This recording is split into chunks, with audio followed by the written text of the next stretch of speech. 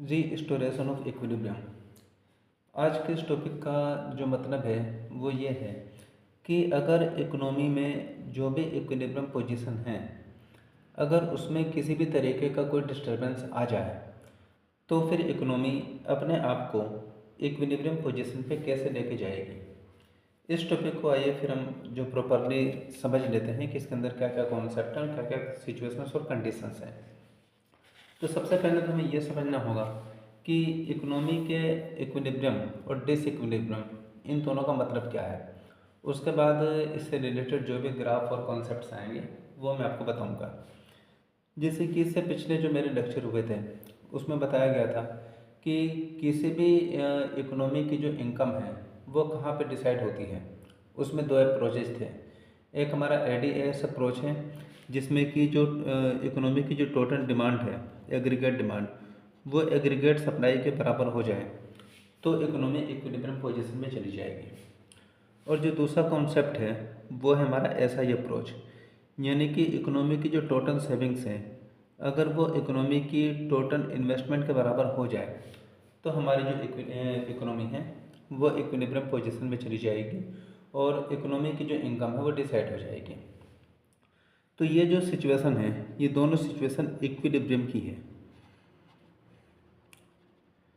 कि economy equilibrium position में इन दोनों सिचुएशन में पहुंचेगी। तो फिर डिसइक्विलिब्रियम क्या हो सकता है।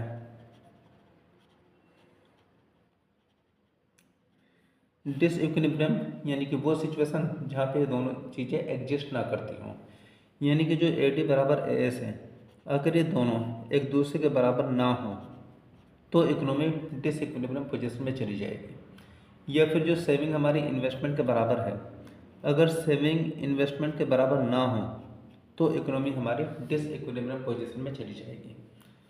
तो फिर यहाँ पे यह टॉपिक आता है कि अगर इकोनॉमी में इक्विलिब्रियम की डिसइक्विलिब्रियम की सिचुएशन आ गई तो फिर इकोनॉमी अपने आप को दोबारा से इक्विलिब्रियम पोजीशन में कैसे ले जा पाएगी, यानी कि उस इक्विलिब्रियम पोजीशन का जो रीस्टोरेशन है वो किस तरीके से होगा, वो इस लेक्चर में हमें पूरी तरीके से समझना है।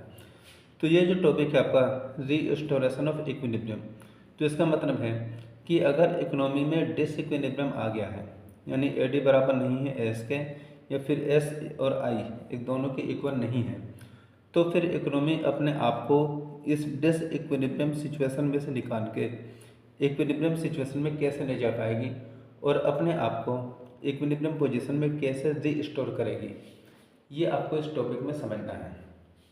अब इस टॉपिक को आगे बढ़ने से पहले एक चीज़ और समझ लेते हैं कि जैसे पहली कंडीशन है कि डिसइक्विलिब्रियम की पहली कंडीशन है कि ए डी और ए एस एक दूसरे के बराबर नहीं होने चाहिए।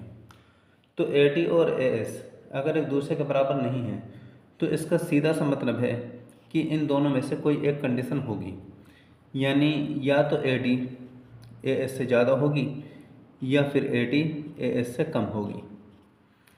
इसी तरीके से अगर सेविंग इन्वेस्टमेंट के बराबर नहीं है तो यहाँ भी इन दोनों में से कोई एक सिचुएशन होगी, या तो सेविंग इन्वेस्टमेंट से ज़्यादा होगी या फिर सेविंग इन्वेस्टमेंट से कम होगी। तो इकोनॉमी अगर डिसइक्विलिब्रियम में है तो उसके अंदर इन चारों में से कोई सिचुएशन हो सकती है। तो इन्हीं चारों सिचुएशंस को आपको समझना है कि इन चारों सिचुएशंस में से अगर किसी सिचुएशन में इकोनॉमी है तो वो अपने आप को इस सिचुएशन में से बाहर कैसे निकालेगी और दोबारा से इक्विलिब्रियम पोजीशन पे जाएगी कैसे। इन्हीं चार पॉइंट्स को, तो इस पूरे लेक्चर में चार ही टॉपिक हैं आपके 1 2 3 4, और इन्हीं को स्टेप बाय स्टेप और ग्राफ से और सारी चीज़ों को कॉन्सेप्चुअली हमें यहाँ पे समझना है। तो सबसे पहले इसमें से हम पहली कंडीशन ले लेते हैं कि अगर ए डी ए एस के इक्वल नहीं है तो फिर क्या होगा। तो पहली कंडीशन कि अगर ए डी ए एस से बराबर नहीं है तो फिर क्या कंडीशन होगी। तो अगर ए डी एस के बराबर नहीं है तो या तो ए डी एस से ज़्यादा होगी या फिर कम होगी। तो पहली कंडीशन इसमें हम ले लेते हैं कि अगर A D more than A S तो ये क्या होगा। तो पहले वो सिचुएशन हम बनाते हैं कि जहाँ पे ए डी और ए एस के बराबर, यानी कि इकोनॉमी की जो इक्विलिब्रियम पोजीशन है, फिर हम उसको फाइंड आउट करते हैं और उसके बाद इस सिचुएशन को हम समझने की कोशिश करेंगे। तो ए डी और एस के लिए हमें दो लाइनें खींचनी होगी, एक ए डी की और एक ए एस की। तो सबसे पहले एक 45 डिग्री लाइन हम यहाँ पे ड्रॉ कर लेते हैं, जो ए एस को बताएगी। ये हमारी 45 डिग्री लाइन है। एक्स एक्सेस पे हमारी इनकम, आउटपुट और इक्विलिब्रियम तीनों ही सिचुएशन है। यहाँ पे इक्विलिब्रियम नहीं आएगा, यहाँ पे एम्प्लॉयमेंट आएगा। इनकम, आउटपुट और एम्प्लॉयमेंट। तो ये जो 45 डिग्री लाइन है ये हमारी एएस को बता रही है, और एक एडी लाइन हम यहाँ पे ड्रॉ कर लेते हैं। ये हमारी एडी लाइन है। एडी और एएस इस पॉइंट पे एक दूसरे के बराबर हैं, यानी कि इकोनॉमी यहाँ पे इक्विलिब्रियम पोजीशन में होगी, और ओ वाई जो इनकम है वो हमारी यहाँ पे तय हो जाएगी। तो यहाँ पे हमारी जो इनकम है, आउटपुट और एम्प्लॉयमेंट, वो तीनों हमारी ओ वाई सिचुएशन में होंगी। इसके बाद जो हमारी पहली कंडीशन है A D more than A S, ये सिचुएशन कहाँ पे बनती है इसको समझ लेते हैं। तो इसमें अगर हम देखें इस पूरे ग्राफ में, तो ई पॉइंट के ये जो इक्विलिब्रियम पॉइंट है, इस इक्विलिब्रियम पॉइंट के अगर हम नीचे की तरफ जाते हैं तो ए एस हमारी नीचे चली जाती है और ए डी हमारी इस ए एस से ऊपर है। ये 45 डिग्री लाइन ये ए एस की है और ये ए डी की है। तो इस वाले हिस्से में हमारी जो ए एस है वो नीचे की तरफ है और ए डी वाली लाइन ऊपर की तरफ है। और इक्विलिब्रियम के अगर आगे के हिस्से में हम देखें तो ए डी लाइन नीचे है और ए एस की लाइन ऊपर है। तो पहली कंडीशन है A D more than A S, यानी कि ए डी ज़्यादा है। तो ए डी ज़्यादा है यानी कि हम इक्विलिब्रियम से इस पहले वाले हिस्से की बात कर रहे हैं। तो इक्विलिब्रियम से पहले वाली सिचुएशन में हमारी ए डी ऊपर है और ए एस नीचे है। तो ये वाली जो सिचुएशन यहाँ से लेके यहाँ तक, ये situation A D more than A S की है। तो अगर इकोनॉमी अपने इक्विलिब्रियम पॉइंट से हट जाती है और वो इस पहले वाली इक्विलिब्रियम से पहले वाले किसी पॉइंट पे आ जाती है। अब इसमें मान लीजिए कि हमारी जो इकोनॉमी है वो किसी भी एक पॉइंट पे हम एज्यूम कर लेते हैं कि A D more than A S में, सपोज कीजिए इस पॉइंट पे वो हमारी इकोनॉमी चली गई y1, ठीक है। तो ये सिचुएशन है कि हमारी ए डी ऊपर है और ए एस हमारी नीचे है, यानी कि A D more than A S की सिचुएशन है। तो इस कंडीशन में होगा क्या, अब इस चीज़ को हम यहाँ पे स्टेप बाय स्टेप समझ लेते हैं। अब इसमें अगर समझा जाए तो ये देखा जाएगा कि हमारी जो एग्रीगेट डिमांड है वो एग्रीगेट सप्लाई से ज़्यादा है। तो अगर हम पूरी इकोनॉमी में देखें तो जितनी भी कंपनी, जितनी भी फर्म काम कर रही हैं, वो सभी कंपनियां अपना एक स्टॉक का, इन्वेंट्री का एक लेवल मेंटेन कर रखती हैं कि किसी भी इमरजेंसी सिचुएशन में अगर ज़्यादा डिमांड मार्केट में क्रिएट हो जाए तो उस ज़्यादा डिमांड को हम कहाँ से पूरा करेंगे। तो उस ज़्यादा को डिमांड को पूरा करने के लिए जो कंपनीज हैं वो अपने स्टॉक में से माल को निकाल के उस एक्सेस डिमांड को पूरा कर देंगी। तो यहाँ पे सिचुएशन क्या बनी हुई है, यहाँ पे सिचुएशन बनी हुई है A D more than A S की, यानी ए डी ज़्यादा है ए एस से। तो इसका मतलब है कि सपोज कीजिए कि पूरी इकोनॉमी में जितनी भी कंपनीज हैं उनका जो स्टॉक है, उनका जो स्टॉक है, सपोज कीजिए फॉर एग्जांपल उसमें 1000 रुपये का जो सामान है वो स्टॉक के रूप में सभी कंपनियों को मिलाकर हम बात कर रहे हैं, पूरी इकोनॉमी की हम बात कर रहे हैं, 1000 रुपये का जो सामान है वो स्टॉक के रूप में इन्होंने मेंटेन किया हुआ है। अब चूँकि इकोनॉमी में जो एग्रीगेट डिमांड है वो ज़्यादा हो गई एग्रीगेट सप्लाई के, यानी कि डिमांड बढ़ गई। तो डिमांड बढ़ गई तो इस एक्स्ट्रा डिमांड को कहाँ से पूरा किया जाएगा। इस एक्स्ट्रा डिमांड को जो कंपनीज हैं वो अपने स्टॉक में से सामान को निकाल के पूरा करेंगी। तो कंपनीज, जितनी भी कंपनीज हैं वो एक स्टॉक का डिजायर्ड लेवल बना कर रखती हैं कि इतना स्टॉक हमें मेंटेन करना ही करना है। तो सपोज कीजिए ये जो 1000 रुपये का स्टॉक है ये कंपनीज का डिजायर्ड स्टॉक है, जितना वो रखना चाहती हैं। अब चूँकि इकोनॉमी में डिमांड हमारी ज़्यादा हो गई तो उस एक्स्ट्रा डिमांड को पूरा करने के लिए कंपनी क्या करेंगी, अपने स्टॉक में से सामान को निकाल के उस डिमांड को पूरा कर देंगी। तो मान लीजिए एग्रीगेट सप्लाई 5000 रुपये के सामान की थी, लेकिन जो डिमांड है वो 5200 रुपये के सामान की हो गई। तो डिमांड ज़्यादा हो गई सप्लाई से, यानी कि 200 रुपये के जो सामान की जो डिमांड है वो ज़्यादा हो गई। तो इस 200 रुपये के सामान की एक्स्ट्रा डिमांड को कंपनीज कहाँ से पूरा करेंगी? अपने स्टॉक में से पूरा करेंगी। तो उनके स्टॉक में से ये 200 रुपये का सामान निकल जाएगा और डिमांड हमारी एट द टाइम पूरी हो जाएगी। लेकिन इससे क्या होगा कि कंपनीज के स्टॉक का जो डिजायर्ड लेवल है वो 1000 रुपये से कम होकर 800 रुपये पे जो स्टॉक है वो हमारा चला जाएगा। अब इससे क्या होगा इकोनॉमी में? अब चूँकि कंपनीज को 1000 रुपये का स्टॉक मेंटेन करना है और डिमांड ज़्यादा होने की वजह से 200 रुपये की डिमांड 200 रुपये के सामान की डिमांड ज़्यादा होने की वजह से उनका जो स्टॉक का जो लेवल था वो 1000 से कम होकर 800 पे चला गया। अब चूँकि कंपनीज अपने स्टॉक को मेंटेन करेंगी, यानी कि जो लेवल उन्होंने 1000 का सोचा था उस 1000 के लेवल को मेंटेन करने के लिए वो क्या करेंगी कि उन्हें 200 रुपये का सामान एक्स्ट्रा बनाना पड़ेगा, जिससे कि वो उसे अपने स्टॉक में रख सकें और उनके स्टॉक का जो लेवल है वो मेंटेन हो जाए। तो इसमें क्या होगा कि स्टॉक के इस लेवल को मेंटेन करने के लिए कंपनीज को अपने आउटपुट को इंक्रीज करना होगा, आउटपुट को बढ़ाना होगा।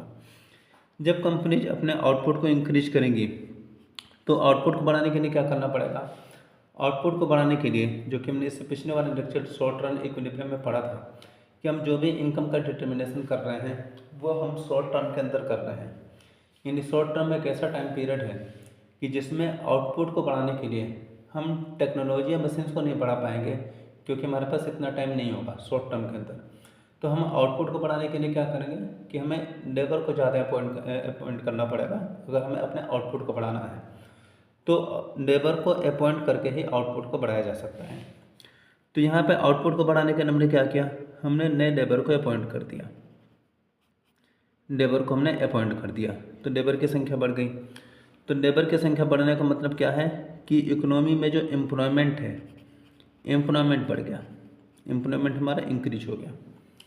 अब एम्प्लॉयमेंट इंक्रीज होने से क्या होगा कि नए लोगों को काम मिलेगा और नए लोगों को काम मिलने की वजह से जो पूरे इकोनॉमी की इनकम है वो इनकम हमारी इंक्रीज होनी चालू हो जाएगी। यानी कि एग्रीगेट डिमांड के ज़्यादा होने से जो पूरा चेन हमारी इकोनॉमी में चली वो किस तरीके से चली कि सबसे पहले कंपनीज को अपने चूँकि डिजायर्ड स्टॉक में कमी आ गई थी तो उस स्टॉक के लेवल को मेंटेन करने के लिए अपने आउटपुट को बढ़ाना पड़ा। आउटपुट को बढ़ाने के लिए लेबर को बढ़ाना पड़ा, यानी कि एम्प्लॉयमेंट को बढ़ाना पड़ा। और जब एम्प्लॉयमेंट बढ़ेगा तो फिर इनकम भी आपकी बढ़नी चालू हो जाएगी। यानी कि आउटपुट, एम्प्लॉयमेंट और इनकम ये तीनों ही चीज़ें हमारी इंक्रीज होंगी। तो इकोनॉमी में आउटपुट, एम्प्लॉयमेंट और इनकम ये तीनों ही चीज़ें हमारी इंक्रीज होनी चालू हो जाएंगी। और यहाँ एक्स एक्सिस पे हमारा इनकम, आउटपुट और एम्प्लॉयमेंट ये तीनों ही चीज़ें हैं। और एग्रीगेट डिमांड ज़्यादा होने की वजह से इन तीनों चीज़ों में एक साथ इंक्रीजमेंट आना चालू हो जाएगा। और जैसे ये इंक्रीजमेंट आना चालू होगा तो हम y1 पॉइंट से शिफ्ट होके हम y पॉइंट की तरफ जाना चालू कर देंगे, क्योंकि जैसे जैसे हम आगे आगे जाएंगे वैसे वैसे इनकम, आउटपुट और एम्प्लॉयमेंट तीनों ही हमारा बढ़ेगा। और ये शिफ्टिंग तब तक चलती रहेगी जब तक कि हम दोबारा से y पॉइंट पर ना पहुंच जाएं और AD और AS दोबारा से एक दूसरे के बराबर ना हो जाएं और इकोनॉमी दोबारा से इक्विलिब्रियम पोजीशन में ना चली जाए। तो एग्रीगेट डिमांड अगर एग्रीगेट सप्लाई से ज़्यादा है तो उसका इफेक्ट क्या होगा कि इकोनॉमी के जो भी कंपनीज हैं उनके स्टॉक में कमी आएगी। ये जो स्टॉक में कमी आई है इसको बोला जाएगा अनप्लान्ड डीकम्युलेशन, अनप्लान्ड डीकम्युलेशन। यानी डीकम्युलेशन यानी कि इन्वेंट्री में कमी होना, और अनप्लान्ड क्योंकि कंपनी ने इसका अनुमान नहीं लगाया था, ये अचानक से डिमांड ज़्यादा होने की वजह से स्टॉक में कमी आ गई। तो एग्रीगेट डिमांड ज़्यादा होने की वजह से इकोनॉमी में अनप्लान्ड जो स्टॉक है उसका अनप्लान्ड डीकम्युलेशन बढ़ेगा। इसको मेंटेन करने के लिए क्या कंपनी क्या करेगी? कंपनी अपने आउटपुट और उसकी वजह से एम्प्लॉयमेंट और इनकम इन तीनों चीज़ों को इंक्रीजमेंट होना चालू हो जाएगा। और ये चीज़ें तब तक इंक्रीज होती रहेंगी जब तक कि इकोनॉमी दोबारा से y1 पॉइंट से चेंज होके y पॉइंट पर ना चली जाए और इकोनॉमी अपने आप को दोबारा से इक्विलिब्रियम पोजीशन में ना ले जा पाए। तो इस तरीके से इकोनॉमी जो है वो अपने आप को इक्विलिब्रियम पोजीशन में ले जाएगी। अब इसकी दूसरी कंडीशन को देख लेते हैं। दूसरी कंडीशन क्या है कि AD लेस देन AS, यानी कि एग्रीगेट डिमांड एग्रीगेट सप्लाई से कम है। तो पहले इस सिचुएशन को देख लेते हैं, उसके बाद हम इस कंडीशन पे आएंगे। इसमें सबसे पहले एक 45 डिग्री लाइन को हम यहाँ पे ड्रॉ करते हैं। ये 45 डिग्री लाइन है जो कि एग्रीगेट सप्लाई को बताएगी, और ये जो लाइन है ये एग्रीगेट डिमांड की लाइन है। एडी और एस यहाँ पे दोनों बराबर हैं, यानी कि यहाँ पे इक्विलिब्रियम पोजीशन में इकोनॉमी है, और इकोनॉमी की इनकम, आउटपुट और एम्प्लॉयमेंट, ये तीनों ही ओ वाई मात्रा पे हमारा डिसाइड है। कंडीशन क्या है कि एडी लेस देन एस, यानी एडी एस से कम है। तो इस इक्विलिब्रियम पॉइंट से आगे की तरफ हम देखें तो एडी हमारा इससे आगे जाने पे एडी हमारा नीचे हो जाती है, एडी 9, और एस की 9 इससे ऊपर हो जाती है। यानी कि ये जो हिस्सा है इक्विलिब्रियम से आगे का हिस्सा, ये पूरा हिस्सा एडी लेस देन एस का है। तो अगर इकोनॉमी अपने इक्विलिब्रियम पोजीशन से हट के आगे वाले किसी पॉइंट पर चली जाती है तो इकोनॉमी अपने आप को इक्विलिब्रियम पोजीशन में कैसे लेके जाएगी, हमें इसको समझना है। तो यहाँ पे कोई भी एक पॉइंट हम एज्यूम कर लेते हैं कि सपोज कीजिए इकोनॉमी इस पॉइंट पे चली गई, तो कंडीशन क्या बनेगी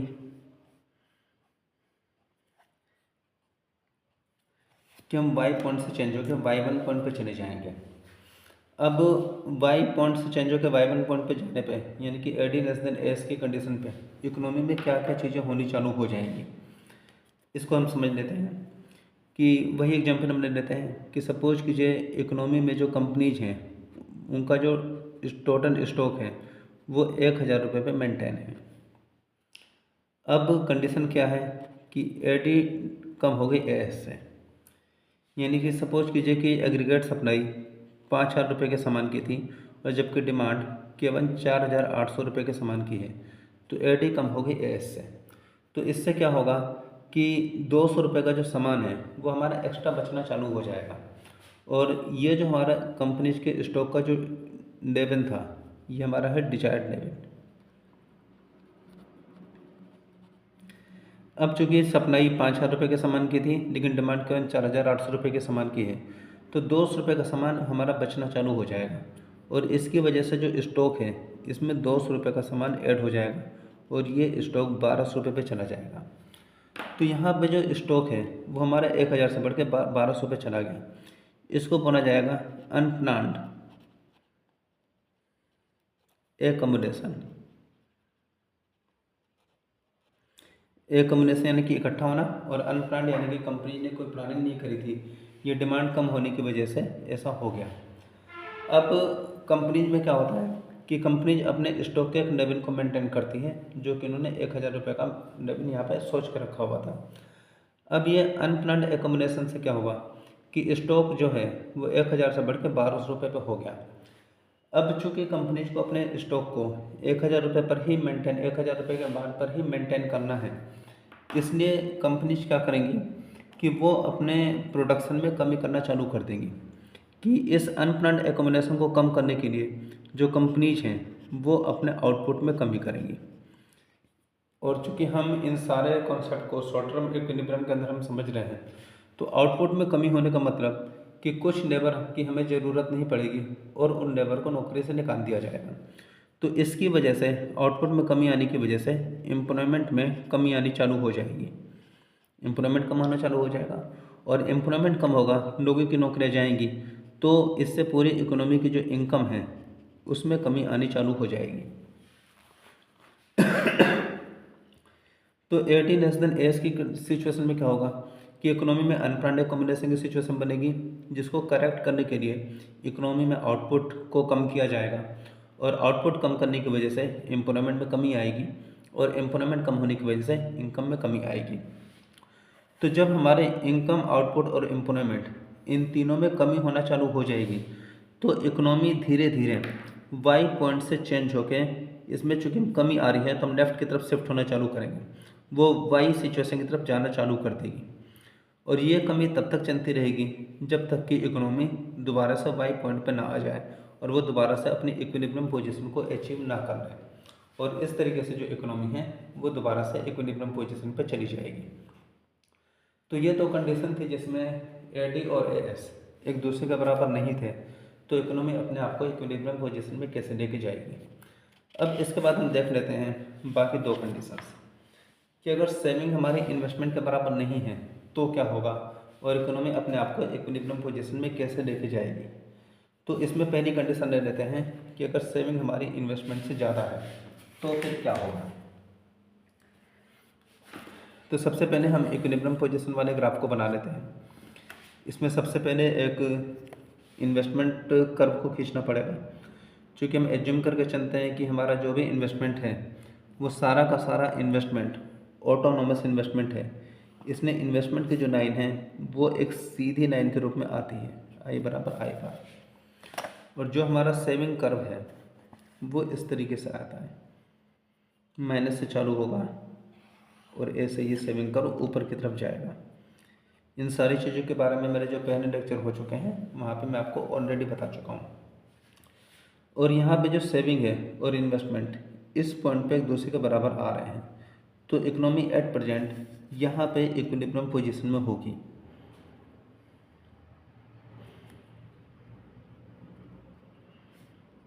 भाई अब हमारी कंडीशन क्या है, हमारी कंडीशन है एस मोर देन आई, यानी कि सेविंग हमारी ज़्यादा है इन्वेस्टमेंट से।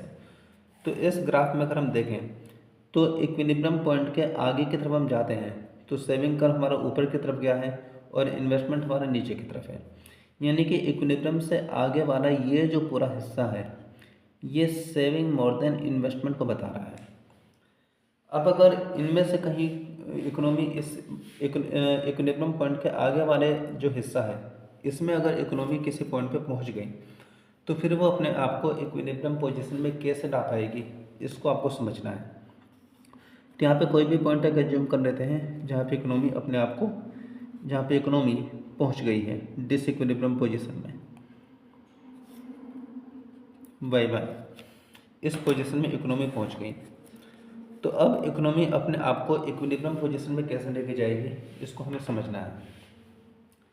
अब यहाँ पे स्टेप बाय स्टेप चीज़ों को देख लेते हैं कि सपोज कीजिए हम वही एग्जांपल ले लेते हैं कि जो कंपनीज हैं इन्होंने स्टॉक का 1000 रुपये के सामान के स्टॉक का एक डिजायर्ड लेवल मेंटेन किया हुआ है। अब यहाँ पे सेविंग मोर देन इन्वेस्टमेंट, यानी कि जो सेविंग्स है ये हमारी ज़्यादा है। अगर सेविंग ज़्यादा है, सेविंग के बारे में हमारा क्या होता है कि हमारी इकोनॉमी में जो भी हमारी इनकम है, इनकम को हम वाई से डिनोट करते हैं। सेविंग अगर निकालने तो क्या होगा कि इनकम में से अगर कंजप्शन को माइनस कर दिया जाए तो सेविंग हमारी आ जाएगी। और अगर ये सेविंग वाला हिस्सा अगर बढ़ रहा है तो इसका क्या मतलब है कि हमारे कंजप्शन में कमी आ रही है, कि जो भी हमारी इनकम है उसमें कंजप्शन हमारा कम हो रहा है जिसकी वजह से सेविंग हमारी बढ़ रही है। तो ये जो कंडीशन है कि सेविंग मोर देन इन्वेस्टमेंट, इसमें हो क्या रहा है कि इसमें हमारा जो कंजप्शन है वो कंजप्शन हमारा रिड्यूस हो रहा है। कंजप्शन कम होगा तभी तो हमारी सेविंग ज़्यादा होगी। तो हमारा जो कंजप्शन है उस कंजप्शन में कमी आ रही है। अब कंजप्शन में कमी आएगी तो इसका इकोनॉमी में किस तरीके से इफेक्ट पड़ेगा यही आपको समझना है। तो हम यहाँ पे क्या लेकर चले गए थे कि जो भी कंपनीज हैं उनका जो डिजायर्ड लेवल है स्टॉक का वो 1000 रुपये पे उन्होंने मेंटेन किया हुआ है। अब यहाँ पे जो सेविंग हमारी ज़्यादा हो गई तो सेविंग कंडीशन हमारी क्या चल रही है, सेविंग मोर देन इन्वेस्टमेंट। इस कंडीशन पे हम चीज़ों को समझ रहे हैं। तो सेविंग हमारी ज़्यादा है, तो सेविंग हमारी ज़्यादा होने का मतलब क्या है कि कंजप्शन में कमी आ रही है। कंजप्शन में कमी आने का मतलब क्या है कि लोग सामान को, जो पर्सनस हैं वो सामान को कम खरीद रहे हैं। तो अगर हम सामान को कम खरीद रहे हैं तो कंपनियों का सामान कम बिकेगा और कम बिकने की वजह से उनके जो स्टॉक है उसमें सामान बढ़ना चालू हो जाएगा। तो मान लीजिए कंजप्शन में कमी आने की वजह से ये जो स्टॉक था फॉर एग्जाम्पल इसमें 1000 रुपये से बढ़ के 1200 रुपये पे पहुंच गया। कंजप्शन में कमी आने का मतलब क्या है कि ये आपका पॉइंट पहुंचेगा वहीं पे, जैसे पहले वाला पॉइंट था AD AS के बराबर में, जैसे AD और AS पे ही पहुंचेगा। तो कंजप्शन में कमी आने का मतलब क्या है कि डिमांड में कमी हो गई। तो सप्लाई मान लीजिए 5000 की है और डिमांड है केवल 4800 की, तो AD हमारी कम हो जाएगी AS से, यानी कि हमारा जो कंजप्शन है वो हमारा रिड्यूस हो गया। तो यहाँ से 200 रुपये का सामान हमारा बच गया और वो 200 रुपये का सामान जाके हमारे स्टॉक में मिल गया।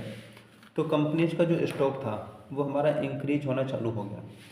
तो इसकी वजह से क्या हुआ, इसकी वजह से हमारा अनप्लान्ड एकम्युलेशन होना चालू हो गया। अब जब अनप्लान्ड एकम्युलेशन होना चालू हो जाएगा तो कंपनी अपने स्टॉक को दोबारा से 1,000 रुपये पे मेंटेन करेगी।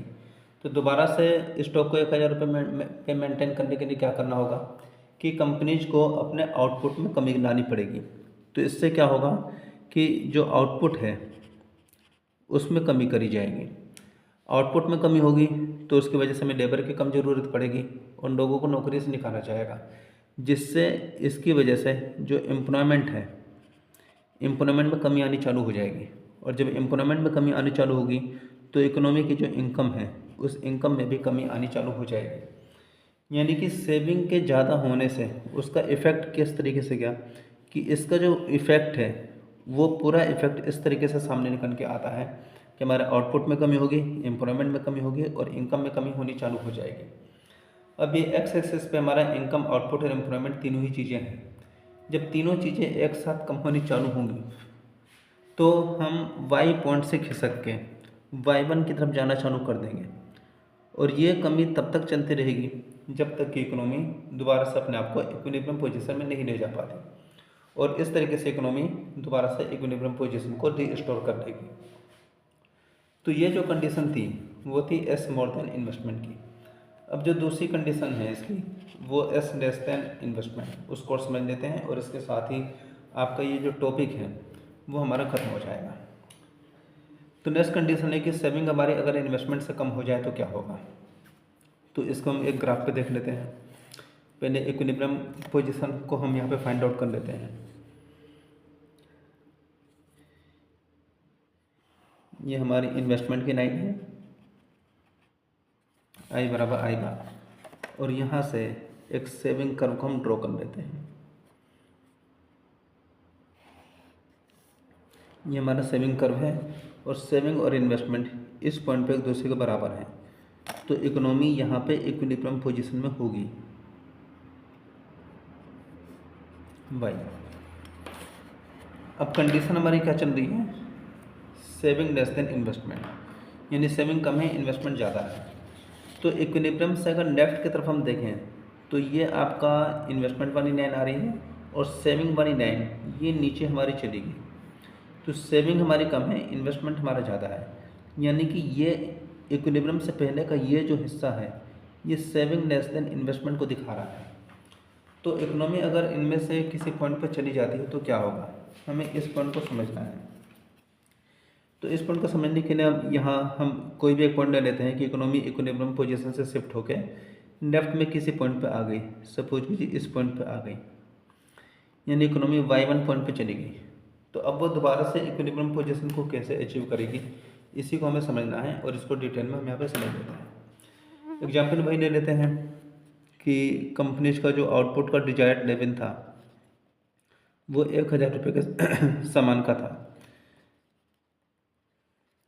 तो ये आउटपुट का डिजायर्ड लेवल है।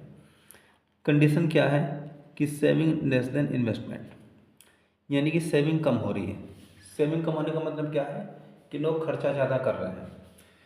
जैसे कि अगर इनकम में से अगर हम कंजप्शन को माइनस कर दें तो हमारी सेविंग आ जाती है, और यहाँ पे क्या है कि सेविंग हमारी कम हो रही है, यानी कि सेविंग हमारी डाउन जा रही है। तो सेविंग डाउन जाने का मतलब क्या है कि खर्चा लोगों का ज़्यादा हो रहा है, तो इनकम में से ज़्यादा पैसे खर्च हो रहे हैं जिसकी वजह से सेविंग हमारी कम हो रही है। तो अगर कंजप्शन हमारा ज़्यादा हो रहा है तो इसका क्या मतलब है, तो इस कंजप्शन ज़्यादा होने का मतलब है कि हम उसी पॉइंट पर पहुंच जाएंगे AD और AS के, कि मान लीजिए सप्लाई 5,000 रुपये के सामान की है और डिमांड 5,200 रुपये के सामान की है, यानी कि लोग डिमांड ज़्यादा कर रहे हैं, कंजप्शन ज़्यादा कर रहे हैं, सप्लाई कम है। तो ये जो कंडीशन है, कंजप्शन ज़्यादा होने का मतलब कि एग्रीगेट डिमांड हमारी ज़्यादा हो गई, तो इसका इकोनॉमी पे क्या इफेक्ट जाएगा। इससे इफेक्ट क्या पड़ेगा कि यहाँ पे 200 रुपये के सामान की जो डिमांड है वो ज़्यादा हो गई। तो 200 रुपये के सामान की डिमांड को पूरा करने के लिए कंपनी क्या करेंगी कि अपने स्टॉक में से 200 रुपये के सामान को निकाल के इस डिमांड को पूरा कर दिया जाएगा और कंपनीज का जो स्टॉक है वो 800 रुपये के लेवल पर पहुँच जाएगा। तो ये जो 1,000 रुपये का स्टॉक था वो कम होकर 800 पे चला गया। तो यहाँ पे जो हुआ है वो अनप्लान्ड डिकम्बिनेशन हुआ है। अब इस अनप्लान्ड डिकम्बिनेशन की कंडीशन को करेक्ट करने के लिए क्या करेंगे कि चूँकि कंपनीज को अपने आउटपुट को 1,000 रुपये के बाद पर ही मेंटेन करेंगी और चूँकि उनका स्टॉक 800 पे चला गया है, तो अपने स्टॉक को दोबारा से 1,000 पे पहुँचाने के लिए कंपनीज को अपने आउटपुट को बढ़ाना पड़ेगा। अब आउटपुट को बढ़ाने के लिए क्या करना पड़ेगा कि आपको नई लेबर लगानी पड़ेगी। तो नए लेबर लगाने से आपका एम्प्लॉयमेंट इंक्रीज होगा इकोनॉमी के अंदर, और एम्प्लॉयमेंट इंक्रीज होगा तो लोगों को नौकरी मिलेगी, जिसकी वजह से इनकम हमारी इंक्रीज होनी चालू हो जाएगी। तो ये जो कंडीशन थी एस बराबर एस लेस देन इन्वेस्टमेंट, इसका अल्टीमेट इफेक्ट क्या गया? अल्टीमेट इफेक्ट ये गया कि इकोनॉमी में आउटपुट, एम्प्लॉयमेंट और इनकम, ये तीनों ही चीज़ें हमारी इंक्रीज होनी चालू हो जाएंगी। तो ये जो हमारे एक्स एक्सेस पे इनकम, आउटपुट, एम्प्लॉयमेंट है, ये तीनों ही चीज़ें इंक्रीज होनी चालू हो जाएंगी। और जब ये चीज़ें इंक्रीज होंगी तो हम ये राइट हैंड की तरफ शिफ्ट होना चालू करेगी हमारी इकोनॉमी, और ये इंक्रीजमेंट तब तक चलता रहेगा जब तक कि इकोनॉमी दोबारा से इक्विलिब्रियम पोजीशन में नहीं पहुंच जाती, और इस तरीके से जो इक्विलिब्रियम है वो दोबारा से रिस्टोर हो जाएगा। तो ये एक टॉपिक था जिसमें ये था कि अगर इकोनॉमी डिसइक्विलिब्रियम पोजीशन में चली जाती है तो वो दोबारा से अपने आप को इक्विलिब्रियम पोजीशन में कैसे रिस्टोर करेगी। तो इसकी जो चारों कंडीशन थी वो मैंने आपको समझा दिया है। अब इसके आगे के जो टॉपिक्स हैं वो आपको आगे के लेक्चर में बताऊंगा। तो इस लेक्चर में फ़िलहाल इतना ही रहने दीजिए।